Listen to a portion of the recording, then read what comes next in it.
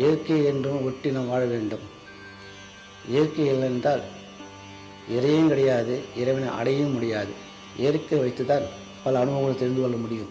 செயற்கை வைத்துதான் பல அனுபவம் தெரிந்து கொள்ள முடியாது, அழுகல் தான் தெரிந்து கொள்ள முடியும்.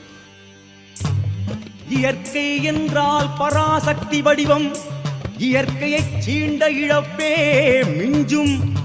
ஓங்கார ஒலிதானே காற்று, அதை மாசுபடுத்துவதே அறிவியல் விளையாட்டு.